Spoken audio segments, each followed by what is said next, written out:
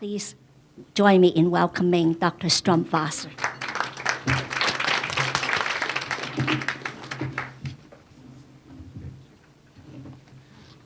Well, thank you for the promotion, almost, but I appreciate that.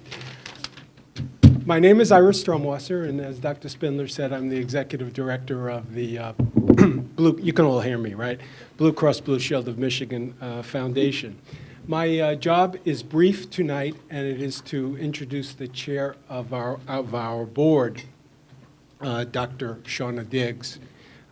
Dr. Diggs has been on the foundation's board for 15 years and has been the chair of the board for the last 10 years. It's hard to believe how quickly time goes when you're having fun. Shauna is a dermatologist in private practice in Grosse Pointe, and she's a graduate of the University of Michigan Medical School. Her blood does run maize and blue. If you're at a Michigan football game any given Saturday, you're likely to see Shauna and her children at the game. Not only is Dr. Diggs an inspirational and knowledgeable leader of the foundation with unyielding support for physicians and for research by and for physicians, but she also is on the ballot this November. She's running for regent at the University of Michigan. If elected, I like to say when elected, but if elected, she would be the first physician to serve as a regent on the University of Michigan board, which I quite honestly find amazing, given that the budget for the hospital is about half the budget of the entire university. I think I'm close on those numbers. Please welcome Dr. Diggs, and remember to vote and tell your friends to vote on November 6th to get a physician on the board. Dr. Diggs.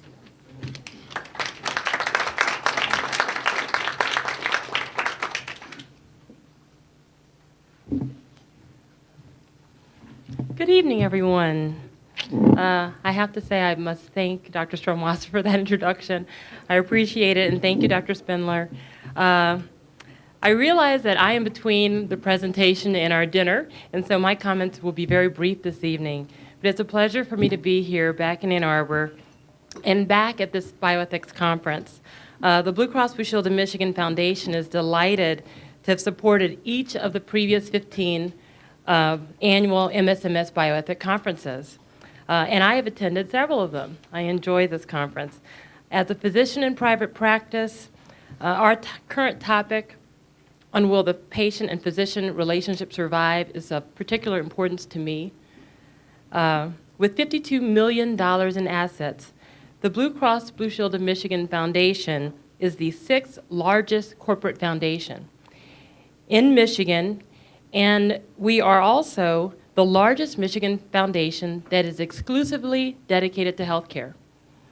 We make approximately $2 to $3 million in grants annually, with about $1.75 million in support of research, demonstration and evaluation projects to improve a couple of particular items, improve the quality of our care, containment of cost, patient safety, and access to care for the uninsured. To give you an idea of the programs and projects that we support, we have provided copies of our annual report for you this evening and for the weekend. This is the copy of the report, and they're outside. You're very welcome to peruse them this evening. Bedtime reading is perfect for that. Over the past 25 years, our foundation has provided more than $35 million in research grants and approximately $5 million in community health grants to support innovative solutions that come from the community to solve critical health issues in our state. Since 1983, more than half of our research grants approximately $20 million have gone to physicians only at our research universities and health systems. These grants have resulted in approximately 150 publications in referred journals, which are also found in our report for this past year and on our website. I look forward this weekend to our thoughtful discussion on our topic and hope that you all enjoy the weekend. Thank you.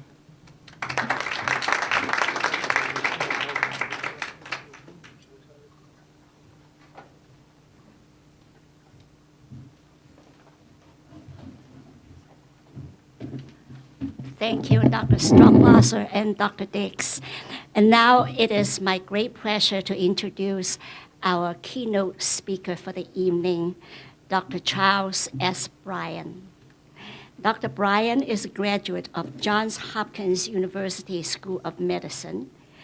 He's director of the Institute of Internal Medicine and Family Practice at Providence Hospital in Columbia, South Carolina, and Hayward Gibbs Distinguished Professor of Internal Medicine Emeritus at the University of South Carolina Medical School, where he served as chair of the Department of Medicine and director of the Center for Bioethics and Medical Humanities. He has contributed more than 500 publications to the medical literature with special emphasis on infectious diseases, medical history, medical biography, and medical ethics. Dr. Bryan has received numerous national awards, and too many to mention here, actually. He's a master of the American College of Physicians. Please join me in welcoming Dr. Bryan.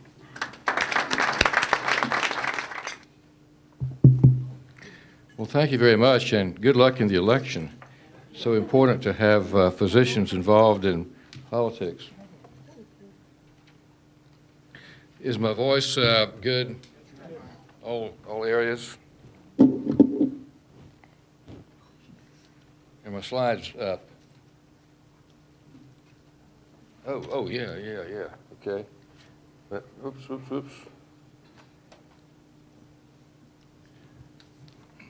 I've tweaked the title a little bit, Medical Professionalism for Generations X, Y, and Z. I think the title reads, Does It Work?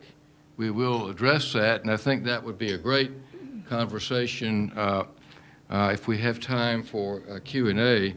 I'm going to look at one facet of that, especially does William Osler's master word in medicine, that is work, still ring true? When I stepped down from being chair of the Department of Medicine at the University of South Carolina in the year 2000 and became director of a Center for Bioethics and Medical Humanities, the dean of the medical school asked me to spearhead a project in medical professionalism, which was a very au courant topic in medical education, as all of you know. And when I went to Medline, it seemed that there was really an epidemic of refereed papers about medical professionalism beginning around 1990, as you can see the red line here. So several questions are derivative. What is professionalism, or what is medical professionalism? How can it be measured? How does it apply to changing times and generations? One of the better articles that I've found of many, and I've written a fair amount about this, says that most of these articles define professionalism as a set of virtues, including altruism, honesty, compassion, and integrity, and then create behavioral definitions under each of these virtues that are quantifiable in doctors. Although valuable in the debate, these attempts fall short of capturing its essence. They say that the core of professionalism is a personal transformation of self that takes place in stages during the early years of medical training and practice. And we, over this table, were talking about the idea of fostering mindfulness among high school students. Mindfulness, transformation of self, or mindfulness.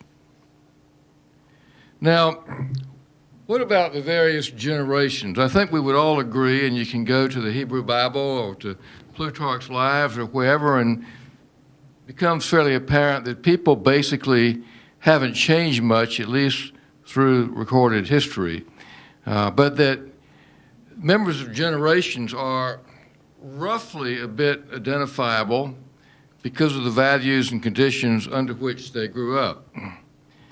So we have the veterans. I'm a veteran, born before 1946, and looking around the room, I think that most of you are veterans.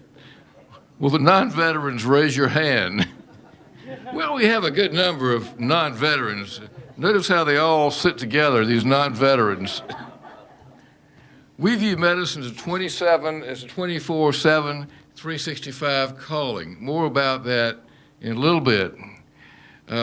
Dr. Wolf and I shared the opinion a few minutes ago that it was hard for us to stop practice. He just stopped at age 75. My current plans, although I don't really need the money that much, are keep on going until I drop, because that's what gives me my identity, as being a doctor. I can't imagine anything more boring than playing golf 7 days a week.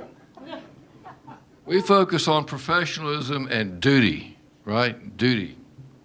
We, at least speaking for myself, still working to please my dad.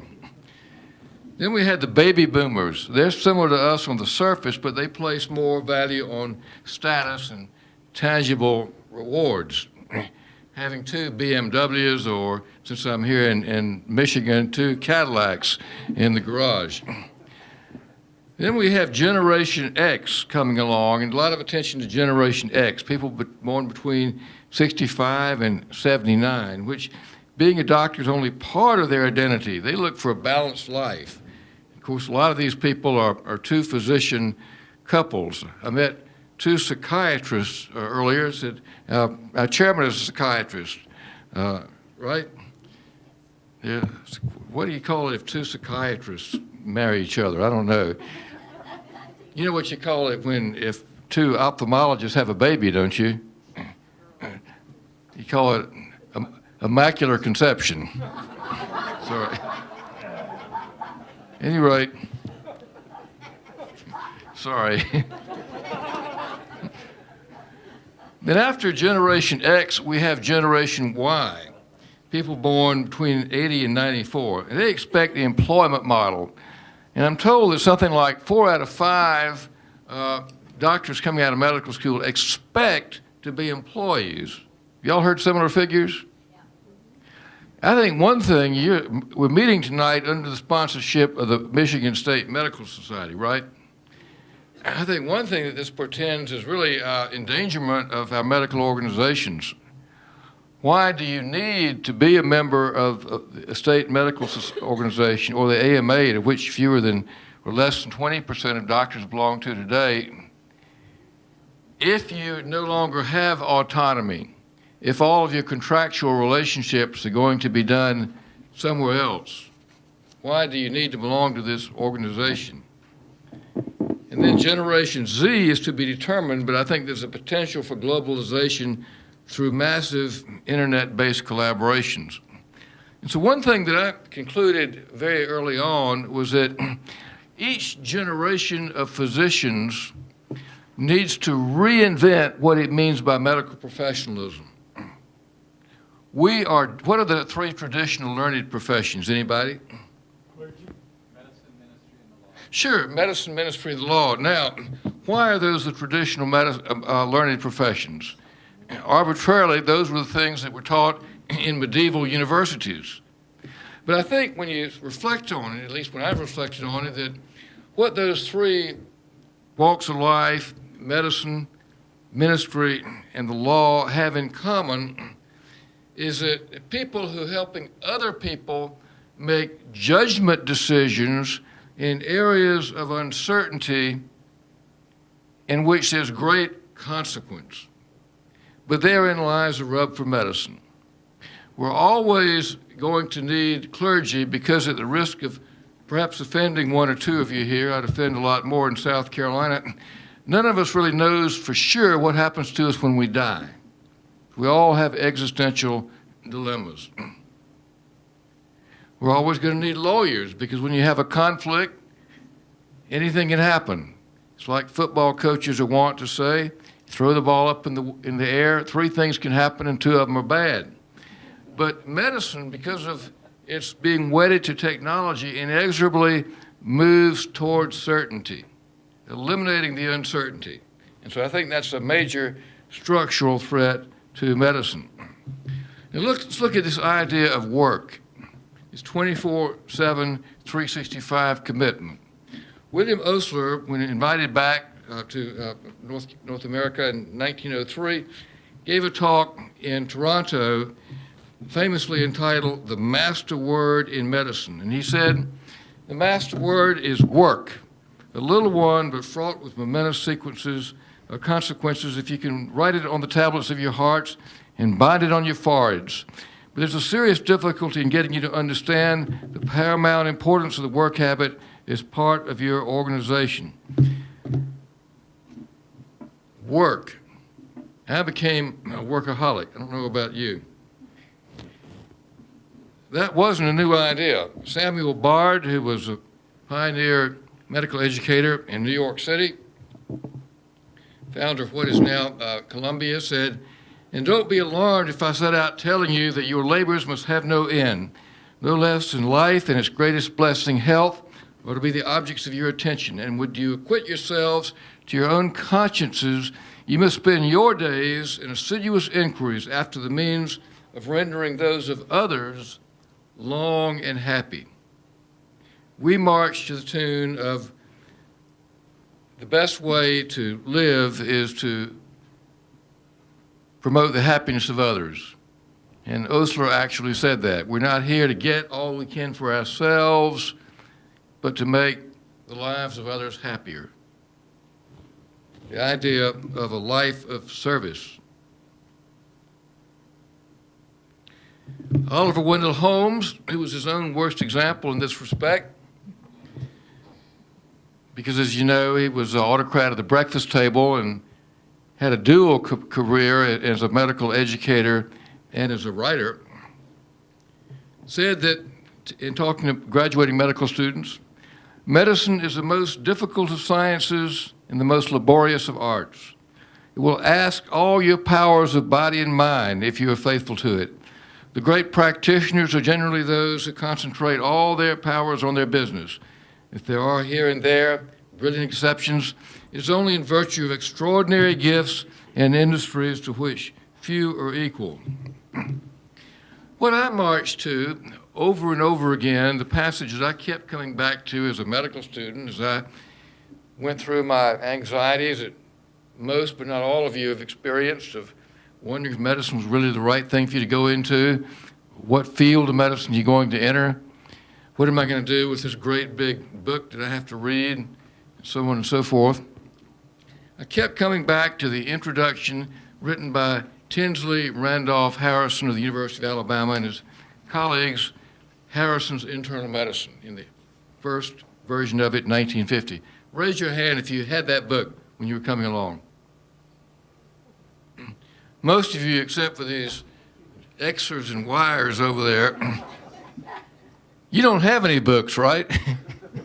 Books are obsolete now. You don't need books. No greater opportunity, responsibility, or obligation can fall to the lot of a human being than to become a physician.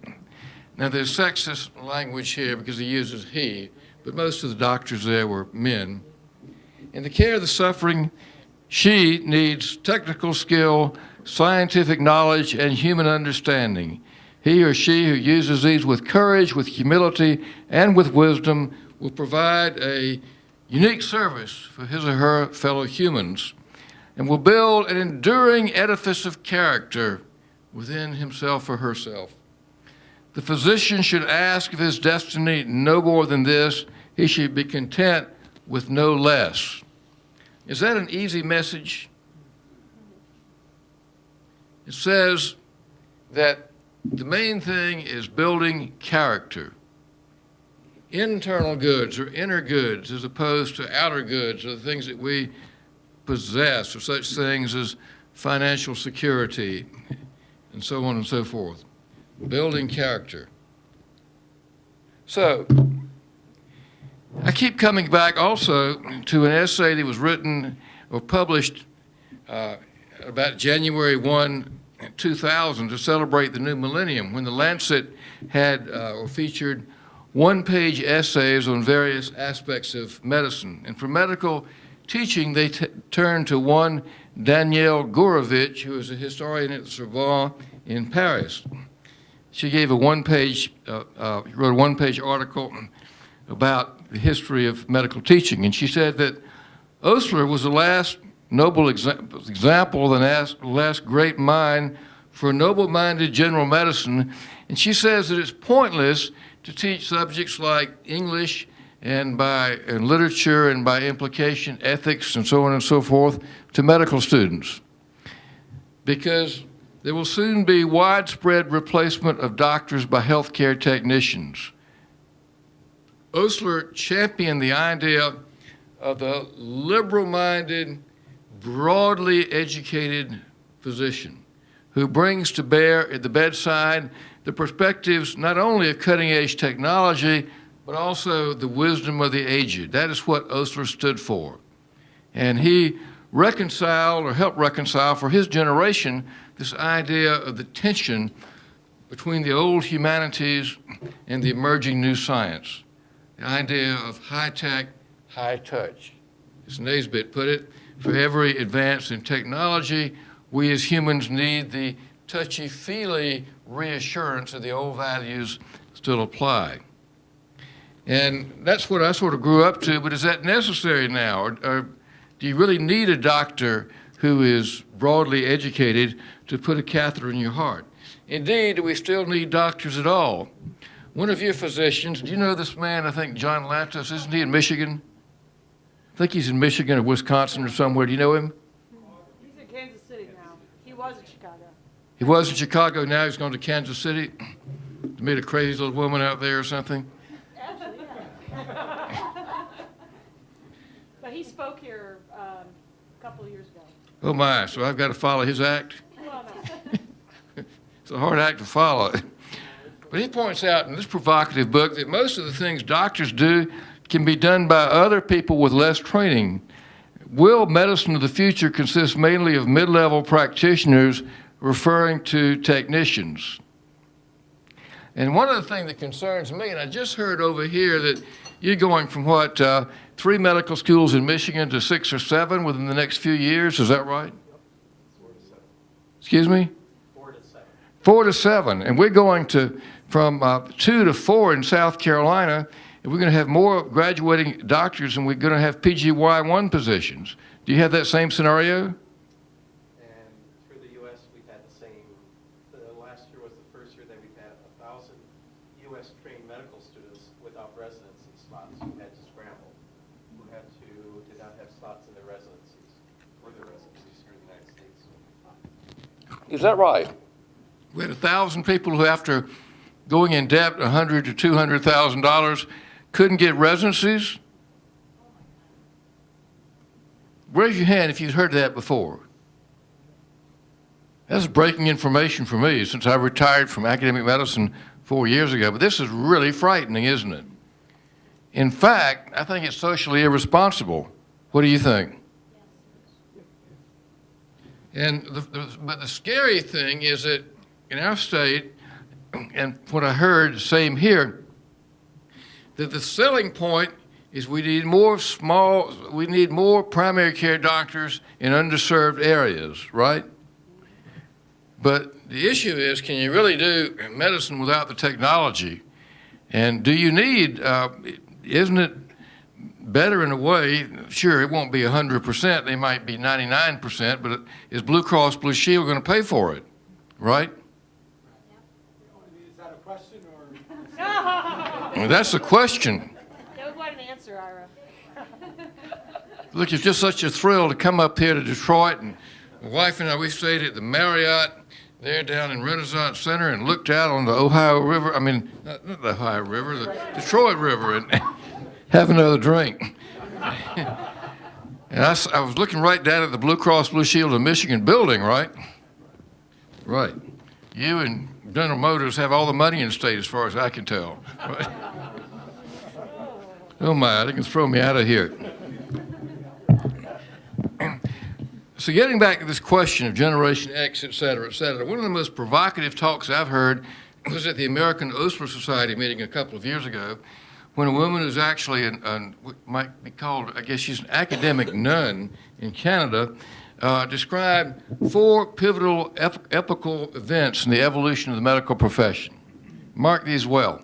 The first was the Hippocratic tradition in 5th century Greece, going over to 2nd century Rome, in which objective science-based medicine travels along Roman roads like Christianity and spreads. And one reason it spreads, according to my mentor, Avsi Temkin, was that the new religion was welcomed a system of medicine that did not have competing metaphysical systems to go along with it. But the key thing was the insistence on a medicine based on objective evidence, taking medicine out of religion and magic. The second big event was the invention of the medical profession as we know it now, mainly because of the invention of medical ethics. And my kudos to all of you who've given your good time to come to this meeting in that regard. In post-Enlightenment Great Britain, the insistence on ethics in which the patient's interests trump the provider's. The quintessential point, as far as I can tell, in all definitions of professionalism is that you put the client's interests ahead of your own, right? So we had that for the first time. In ancient Greece, for example, there was no idea of noblesse oblige, of providing care for the underserved. The third, at least in the United States, was a Flexner report in 1910, insisting on a more uniformly arduous and expensive medical education, which we now seem hell-bent to reverse, right, with a medical school in every small town or city of any size. And finally, and this is her key point, the fourth pivotal epoch is the commercialization and commoditization of medicine, which is taking place right now. The idea of capitulation, or what might be called a hostile takeover to a consumer-driven business model, which Ms. Kinney says has the potential to eliminate the very possibility of medical professionalism as we have known it. If you're a shift worker, if you're an employee, do you really have this ability for service that far transcends self-interest? Do CEOs do that? Well, we've got an election coming up, so let's not go there. But the issue is, are we in a mode now for a perfect storm? Is this going to be a perfect storm in which, as you remember from the movie, you have 2 fronts that encounter a hurricane?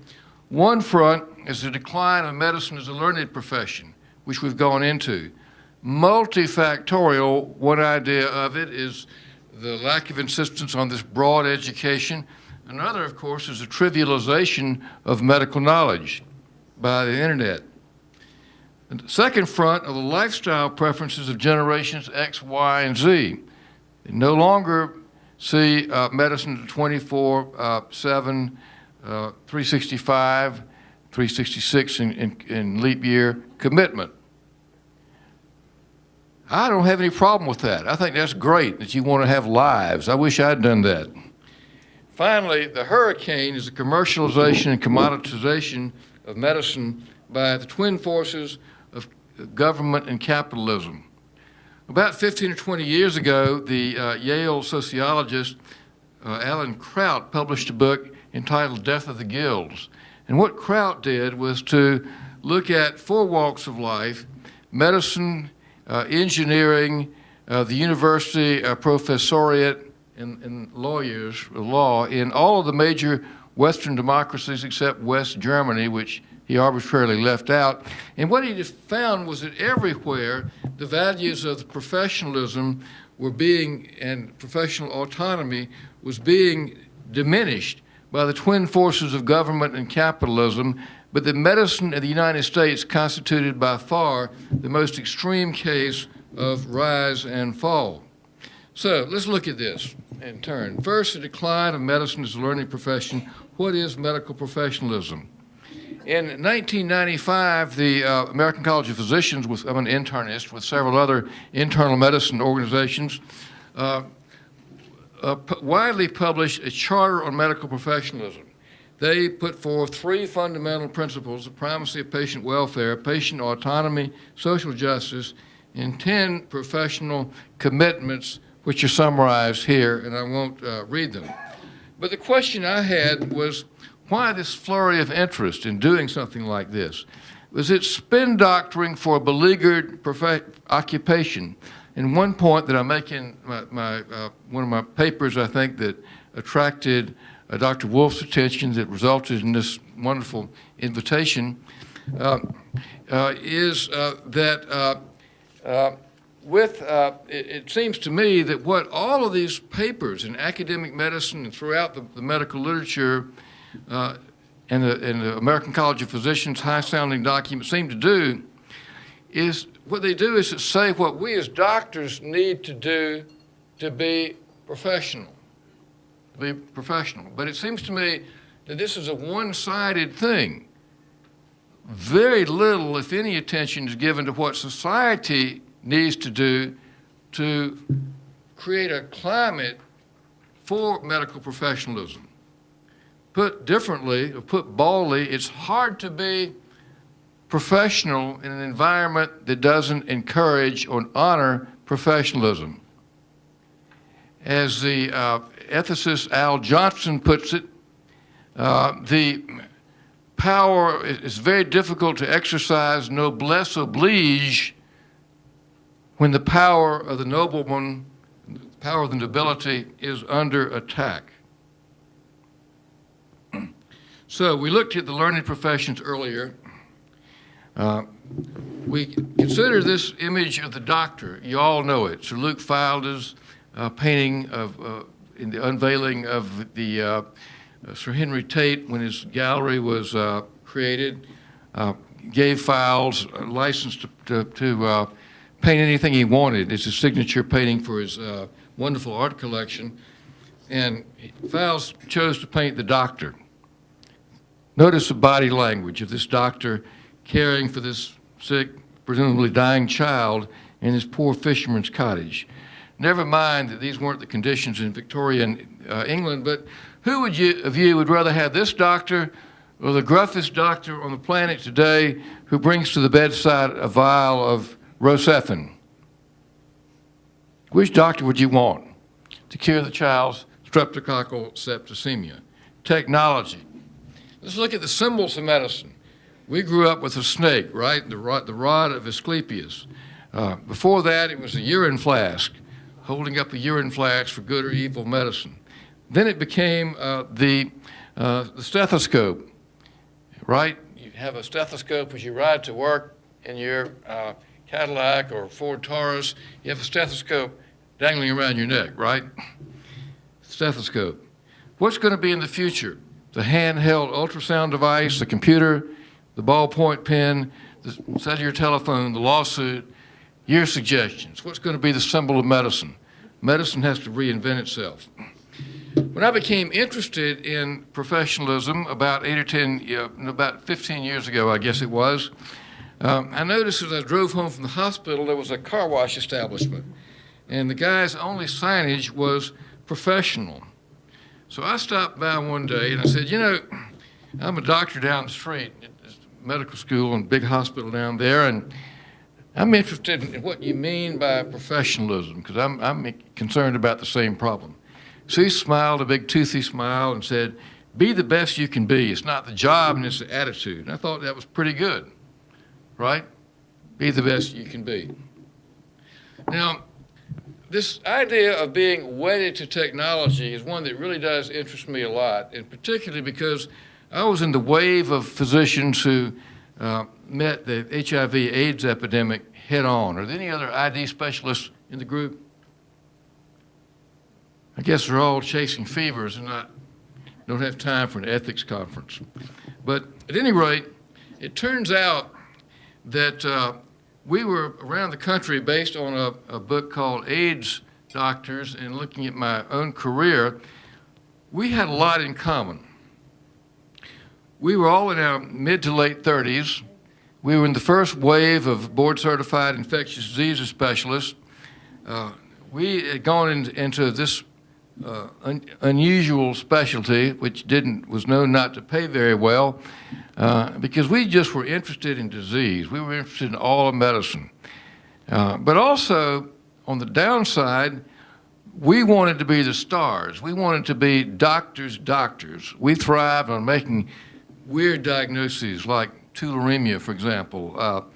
We wanted to have things that we could say wow about. But we didn't want to be oncologists and have this group of people dying of cancer. We didn't want to be cardiologists with all these people with end-stage heart disease, or nephrologists with rooms full of dialysis patients, or pulmonologists with lobbies full of pink puffers and blue bloaters. We wanted to be the stars. We wanted to be consultants, see a patient, make a snazzy diagnosis, and get in and get out. So all of a sudden, this epidemic comes along. In the very beginning, we said, wow, we saw things that we thought we would never see. We were fascinated by it. And then all these people started to die, and we didn't know why they were dying. We didn't know what was wrong with them. And we were like thrown into, as my medical school classmate Donna Milvan, who was the first to describe AIDS in New York City, we were thrown back to the dark ages. Then AZT came along, and a drug for it. And there was a test for the disease, and all of a sudden, we had a sense of great personal fulfillment. We were stars all of a sudden. The newspapers wanted to interview us, TV shows, and the service clubs, and churches, and synagogues, they all wanted us to come and speak. We really felt that this is why we had gone into medicine. And we found ourselves doing things that we'd never done before. We were making house calls. We were getting touchy-feely with our patients.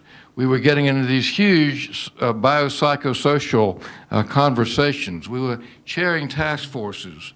To a person, nearly all of us burned out. I was lucky to get into academic administration and downsize my practice. Some people went broke. Others went screaming into health departments. And then in 1996, highly active antiretroviral therapy came into being with the introduction of the protease inhibitors, and it gave us this huge sense of competence. All of a sudden, with a single blood test, we could stage this disease better than oncologists could stage any form of cancer. And we were able to diagnose and treat the disease in molecular terms. And now we sort of, this solid line is sort of, you might say, our emotional well-being. But what I find that's happened here is if you look at the twin pillars of medicine, going back to the old Hippocratic dictum that where there is love of humanity, there also is love of the art. The twin pillars of medicine are competence and caring. But I would suggest to you that the caring part of it comes into play when you don't have the competence. That what I worried about back here was whether or not I was being sufficiently caring for my patients, whether I was giving them enough of my time. It's Sunday afternoon, for example, and should I lie on the couch and watch pro football, or should I go play 9 holes of golf, or should I drive 30 miles in the country to see somebody dying who I'll never see again? To be there for the family. That was my anxiety. Now, over here, they don't need that. And my anxiety was and continues to be whether I'm using all these complicated drugs correctly, whether I might make a mistake. So you have this, I think what happened was we went from an ethic that was based on compassion to one that was based on competence, the twin pillars of medicine. So as medicine becomes more and more technology heavy, and I think we're seeing that right now except on the fringes, the patients really need this old-timey physician. Is the medical professionalism of the past still relevant? And so the way I looked at it, if you look at these two major attributes of the physicians, detached concern and humanistic empathy, detached concern, when the clinical situation is urgent, the problem is clear-cut, emotional reasoning has essentially nothing to offer, and a technical answer is available. Or even if it's not urgent, if the patient comes in with a sore throat, for example, the patient really doesn't need you to go into the family history or what's happening at home, et cetera, right? You need to do the rapid strep test and give an antibiotic. Empathy, on the other hand, if the situation is not urgent, the problem is poorly defined, emotional reasoning may shed light on it, technical solutions are unavailable. Two twin pillars. Which of these sides pays well? Well, you know the answer to that, right? And my one small contribution to this dialogue, which was multifocal, perhaps, was to say that medical professionalism, in contrast to what you sort of glean from the physician's charter and other documents, was not a monolithic construct, was not a single group of attributes that you could put together, but rather a tiered construct. And the way I summarized it was that you could say that it was basically a generic professionalism or a higher professionalism. And the way I defined it was a basic professionalism is doing the right thing well, what you'd expect in any quid pro quo business relationship. Whereas higher professionalism is defined as service that clearly transcends self-interest. In basic professionalism, the occupation, the work is well defined. You need to put a new tire on your car. You expect it to be well done, correct? Whereas higher professionalism is a calling. The work is often ill-defined and open-ended. Basic professionalism, rights and duty-based. In higher professionalism, virtue comes into play as well. In basic professionalism, you have the minimally decent Samaritan, the person who does what anybody ought to do. Higher professionalism calls into play the good Samaritan or even the splendid Samaritan who's willing to make an altruistic self-sacrifice. And the level of caring in basic professionalism is simply beneficence, which is, you know, since you're all ethicists, along with non-maleficence, justice, and autonomy is one of the four foundational Beecham-Childress principles of medical ethics. Whereas higher professionalism calls into play true compassion, caring at the level of being a fellow sufferer. So will excellence and professionalism be enough to survive? Well, I went by that car wash guy's place a few months ago. This is what I found. He was out of business. And what I've seen now, and beginning to see, not only in medicine but other walks of life, is you can work and work and work, and a decision will be made by a CEO somewhere that we don't need you anymore. And you're going to be like the horse Boxer in Animal Farm. Remember that? Remember Boxer? Vaguely. The horse that worked and worked and worked, and he was being carted off to be sold for dog food, right? Remember that? They don't need you anymore. And I have, and I've published on this only in a very limited way, but I have, and Mark, that you've heard it first here, Bryan's law of professionalism. And that is that the degree of professionalism is inversely related to the number of degrees of separation between between provider and client, right? Look at what happened to us in the financial world. Trying to make sense of why we had this big financial collapse about 6 or 7 years ago. One of the books I read was The $2 Trillion Meltdown by a guy named Morris. Any of you read it? And on page, I read all these acronyms. He said he was going to make all this simple, but I found acronyms I couldn't keep them straight. But on page 150, he makes the point that what happened was a massive breakdown in professionalism with the savings and loan thing, and and these leveraged buyouts, et cetera, and credit default swaps and things like that. The issue is, if you're borrowing money from your savings and loan person, right, and he or she has to look you in the eye across the counter. You live in the same community, maybe worship at the same place, know people in common. He's unlikely to take advantage of you, right? But if he's up on Wall Street or in China or Singapore or somewhere, he doesn't care, right? You're just a number. And I think we're going to see this more and more, and I certainly already see this happening. So we have in medicine the mythical social contract and the idea that it needs to be renegotiated. So, part one, each generation of doctors must redefine professionalism in the context of the nature and structure of medical practice. So the title question, will medical professionalism work in generations X, Y, and Z? My answer would be it's up to them. And your task with the Michigan Medical Society is to energize them. Second, the lifestyle preferences of these generations. What is the relevance of work? The characteristics and values of various generations, again, looking again at X, Y, and Z.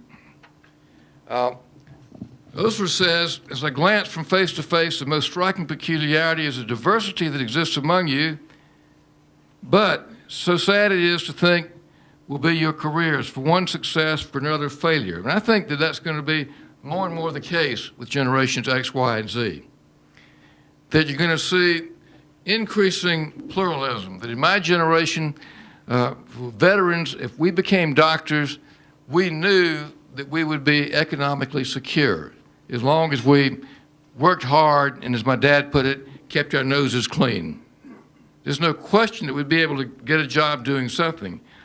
But I'm not sure that's going to continue to be the case. And what you shared with me is most alarming. 1,000 people went unmatched, and what did these people do? Goodness gracious, are we going to be exporting residents to third world countries or developing countries? He also talks about cultivating system, et cetera, et cetera, et cetera. Learn to love the freedom of the student life. Conscientious pursuit of Plato's ideal perfection may teach you the three great lessons of life. There's a lot to be said in this.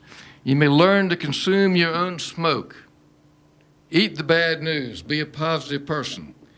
But my favorite bit of Oslerian advice is this one, to start at once a bedside library and spend the last half hour of the day in communion with the saints of humanity.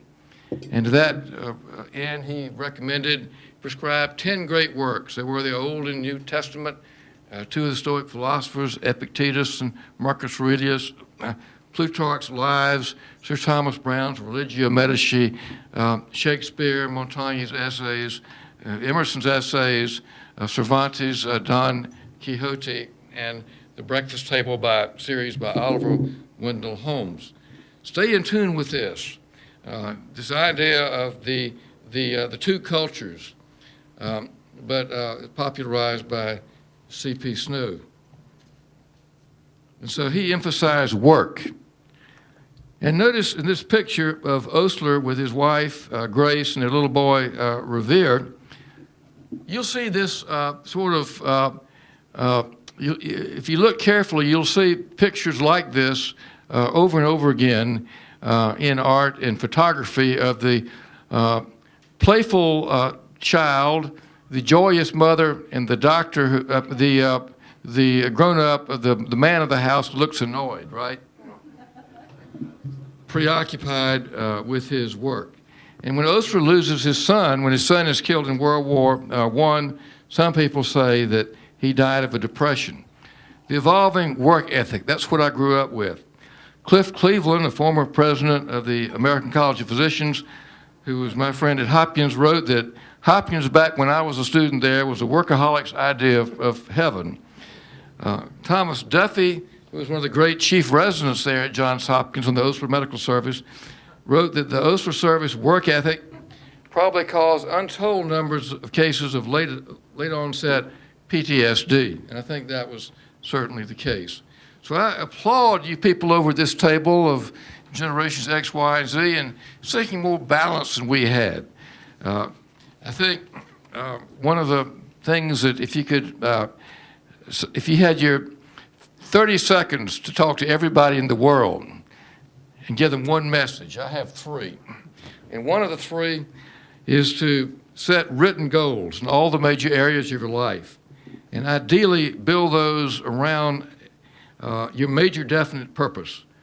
Your existential answer to the question we ask our patients, why are you here? And so I think this is something that generations X, Y, and Z are going to face. One of my favorite poems is William Butler Yeats's The Choice, in which he says, the intellect of man is forced to choose perfection of the life or of the work. And if it take the second, must refuse a heavenly mansion, raging in the dark. And when that story is finished, what's the news? In luck or out, the toil has left its mark. That old perplexity, an empty purse, or the day's vanity, the night's remorse. Work. And I think we're going to find tremendous pluralism, particularly with couples in medicine, et cetera, and efforts which I applaud to limit your time and to enjoy life. But I think the emphasis now is work smarter, not harder. And the idea of mindless work, I think, is gone out the window. And I'm amazed at the technology that you guys have to bring to bear. And I'm really enjoying practicing medicine now more than I ever have because of the availability of the technology and the computers and the like. To give an example, a patient I saw earlier this year, 58-year-old guy on dialysis, presents with headache, cognitive decline. I was asked to see him for what type of infection this might be. His MRI showed multiple asymmetric white matter lesions. His spinal fluid was really normal. These are all of his white matter lesions. So I said, you know, to the nephrologist, neurologist had seen him and he said, multiple white matter lesions, and left it at that. So I said, you know, this is not any infectious disease I know. I can think of a lot of weird things, and I can order a bunch of tests. What do you think it might be? He said, well, if I didn't know anything else, I think it might be press, but it doesn't look like it. So how many of you know what press is? Nobody? I'd never heard of press. So within half an hour, I was an expert on press. Posterior reversible encephalopathy, which in our case was generalized. Typically, it involves the occipital lobes. And so I just put it into Google. I said press and peritoneal dialysis. And I got this paper published in Spanish, emanating from Portugal, on the web, looking just like mine. You know, that's the one on the web, and this is ours.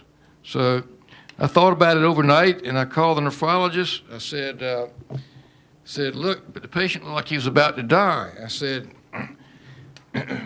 let's switch from peritoneal to hemodialysis, give him albumin, and keep his blood pressure as low as possible. And he woke up. Amazing what you guys get to do. Work smarter, not harder, right? I can't imagine what that would have been like before. And my book about Osler talks about him as an exemplar of personal effectiveness, but I'm not going to talk about that so much. I'm not here to sell books. Besides, it's almost out of print. I think you can get it through Amazon now, online. But I think the one thing that I would say to generations X, Y, and Z is that in contrast to the way I grew up, that I had to drive myself to have an encyclopedic knowledge, first of all of medicine and then of all of internal medicine, to allow yourself to be defined by what you pretend to be your competence. You don't have to be this wonderful generalist doctor, although you need to know certain things. And you need to accumulate a certain fluid intelligence that a doctor should have. Probably I was thinking about this today. I was kind of pining that, gosh, I wish I'd come here on a football weekend and go to this wonderful stadium. And I want y'all to know that for whatever reason, and no kinfolk in this part of the country, but I always pull for Michigan against Ohio State. I don't know why, but I've always been, it might be, I guess, subliminally, because one of my high school classmates, his name was Ted Petoskey, you know, Petoskey, Michigan. And his father, who I knew and got to know when his mother was dying, was actually He was an All-American N for the University of Michigan. Go Blue. But at any rate, the idea that you should be the best in the world at what you allow anybody else to pay you to do, I think that I would tell them that still holds true. I think that it's all right to do an okay job for volunteer work or whatever, you know, something you're not being paid to do.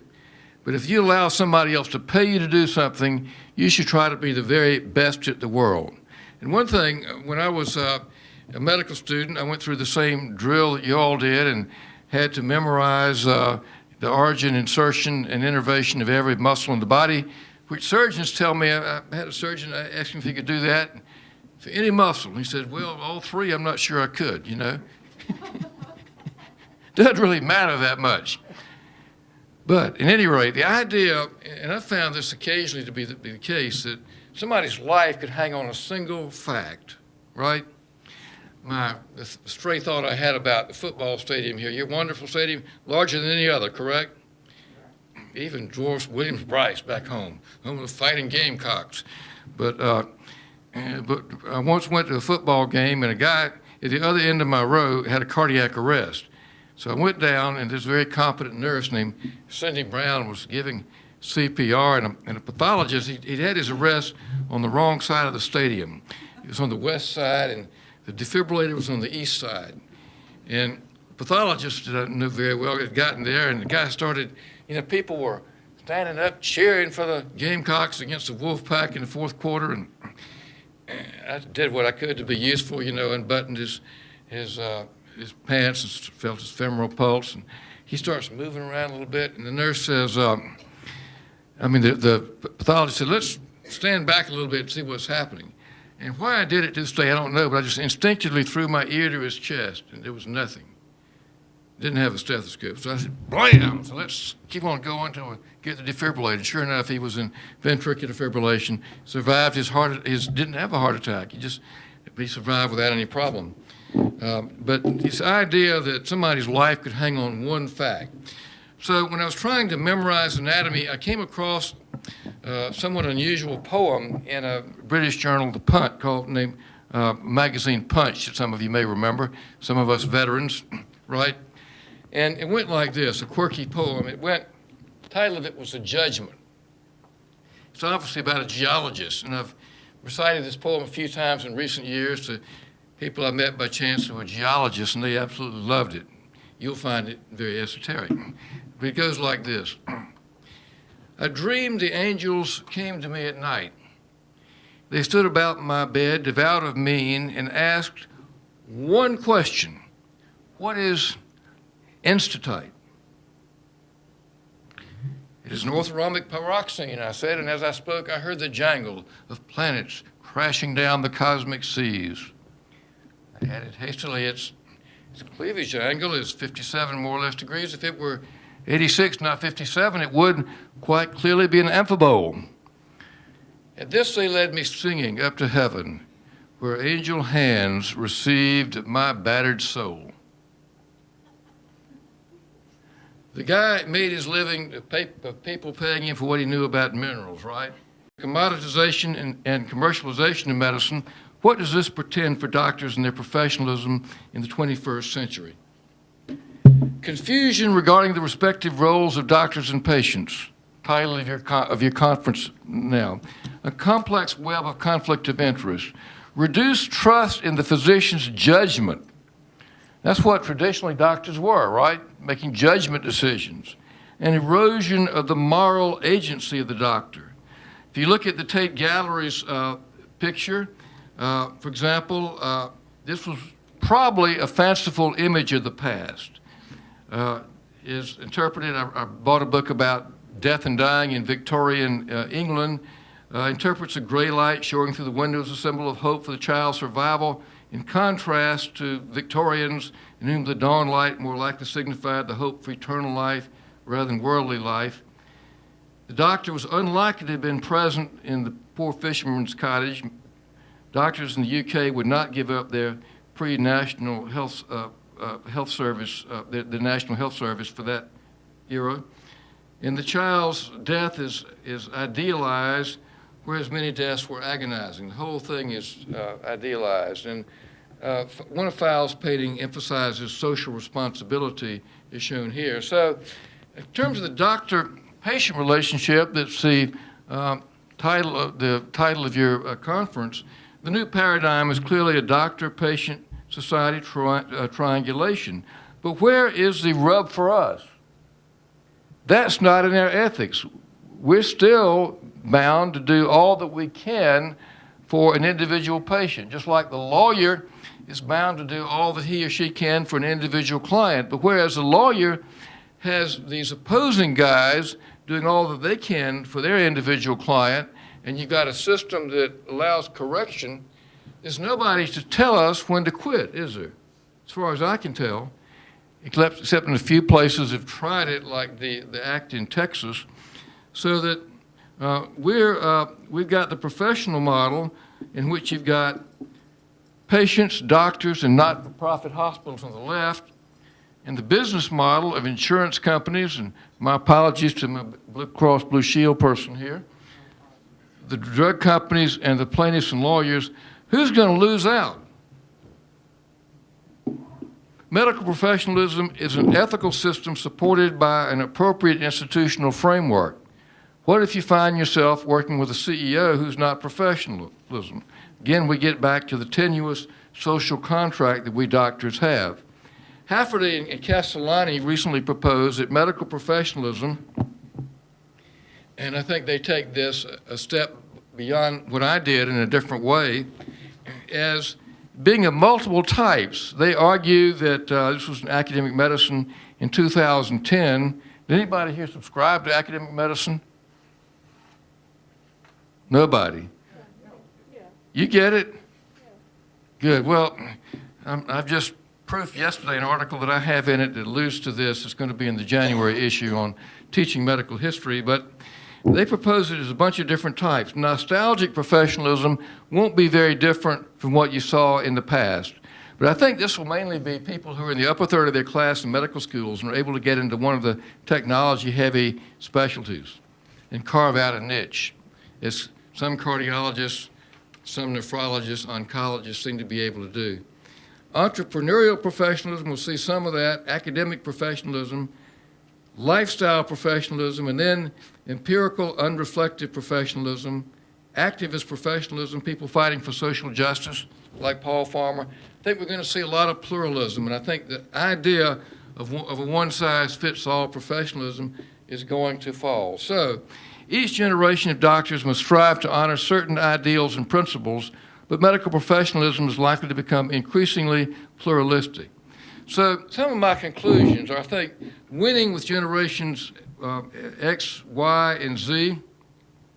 A local football coach points out that was able to do well with a high school team that the new generation, they like shorter but more focused practices, explain the rationale, promote interchangeability. And I think that's one thing we're going to see in medicine. The generations X, Y, and Z, they don't want to do things slavishly like we did in our training, right? We would do all the urinalyses and gram stains and arterial blood gases and take all the EKGs, et cetera. They want to know why we're doing this and so on. Some of the things that we're looking at, a physician surplus, the role of nurse practitioners, the front, again, we've looked at this. So is your glass half full or half empty? I tend to be a half empty guy, but I hope most of you guys, particularly in this table, are half full guys. What do you see in this picture when you look at this picture? In Generation Xers and Yers, what do you see? What? Excuse me? You see the arrow. Good for you. How many of you see the FedEx truck? Most of us see the truck, but you know this, right? So you see the arrow, right? Y'all see the arrow? After you've seen the arrow, you'll never see the FedEx logo again. See that? See the arrow? So now that you've seen the arrow, every time you look at this FedEx thing from now on, like her, you're going to see the arrow and not the truck. So what do you see? what do we see for the future? Jeremiah, it's easy to lament, and it turned, as Osler said, that, this idea that we have, some of us gray-haired guys, right? Dr. Wolf, we entered a profession and we left a business, right? That's been said for thousands and thousands of years. But I think this generation does face, as Osler said, in every age there have been Elijahs ready to give up in despair at the progress of commercialism in medicine. That's pretty neat, isn't it? He said that over 100 years ago. So opportunities that you have over here, working smarter, using the new social media to promote justice and fairness. I think at the present time, and there may be technologies that we can't even imagine, I think your challenge is to link up, to preserve your identity as doctors. People have gone through medical training, and to link up to become a force. That's what I see as your challenge. Networking to promote peace and justice throughout the world, and reinventing medicine and medical professionalism. And Osler said, on an optimistic note, linked together by the strong bonds of community of interest, the profession of medicine forms a remarkable world unit in the progressive evolution of which there is fuller hope for humanity than in any other direction. The historian, my good friend and Osler biographer, Michael Bliss from Toronto, recently talked about medical exceptionalism. Exceptionalism and the idea of American exceptionalism is, of course, very vogue in the current political debate, but he said that medicine, in contrast to most areas of human endeavor, does stand for exceptionalism, and that we have consistently gone toward progress rather than away from progress. So I think there's tremendous hope still. And I'm going to stop there. Well, I can go very quick. Suggestions. I've talked too long. Remember what you told the admissions committee. I like science and want to help people. Character. One point that I have for my things I would tell the world is remember the 4 cardinal virtues: wisdom, justice, temperance, and courage. Set limits to your deficit needs. Put your goals in writing. Strive to see the big picture. Spend the last half hour of the day in communion with the saints of humanity, and by all means, have fun. So it's up to you, and I have no interest in anything, and thank you for the opportunity to come and speak to you.